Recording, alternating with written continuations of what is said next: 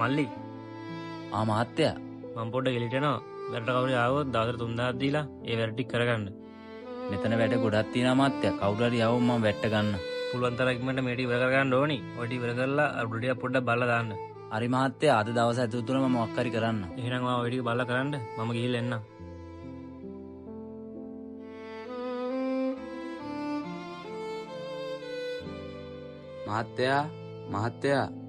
මහත්තයා නන්නේ මොකද්ද වෙන්න ඕන? අනේ අයියේ මට වැඩක් එම නැද්ද? වැඩක් මොන වගේ වැඩක්ද ඕන?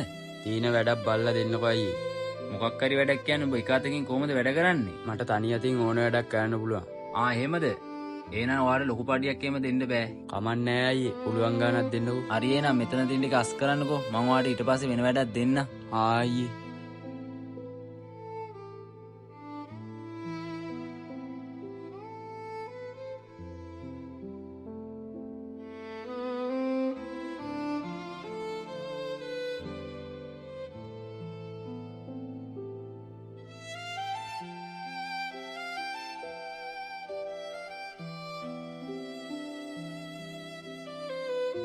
අයියේ වැඩ ටික නම් ඉවරයි. මං කිව්ව සේරම වැඩ ටික කරාද? ඔව් අයියේ ඔක්කොම ටික කරා. එහෙමද? මෙන්න ඔයාගේ පඩිය. මං එහෙනම් ගිහිල්ලා එන්නම් අයියේ. මේ වගේ දෙන්නේ 3 දෙනෙක් ආවොත් මට හොඳ ගාණක් හොයාගන්න පුළුවන්. අර කවුද මල්ලි? මහත්තයා ඒ අලුතෙන් ආපු ගෝලයා මහත්තයා. අතකුත් නෑ නේද?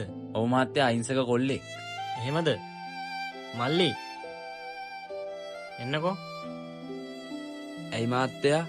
ඔයා කොහොමද අතකුත් නැතුව ඔහොම වැඩ කරන්නේ? අමාරු නැද්ද? ජීවත් වෙන්න මාත්තයා හැමදේම කරන්නේ. ඔව් නේද? හෙටත් වැඩට එන්න. අද පඩිය හම්බුණාද? ඔව් මාත්තයා රුපියල් 1000ක් හම්බුණා. 1000ක්? මං 3000ක් දෙන්න කිව්වේ. අර අයියා රුපියල් 1000යි දුන්නේ. ඇයි බම්මුට 3000ක් දෙන්න කිව්වම 1000ක් දුන්නේ? නෑ මහත්තයා එයාට තනි අතින් වැඩ කරන්න බෑ. එයා පොඩ්ඩයි වැඩ කරේ. මං තමයි භාගයට භාගයක් කරේ. මල්ලි එන්නකෝ. ගතන් නැති වුණාට අත් දෙකම තියෙන මිනිස්සුන්ට වඩා වැඩක් මූ කරලා තියෙනවා. කවදාවත් මෙයාගේ මිනිස්සුන්ට එහෙම කරන්න එපා බං. සමාව වෙන්න මහත්තයා. මගේ සතුට විතරයි මම බැලුවේ. මල්ලි ඔයාගේ ඉතුරු 2000.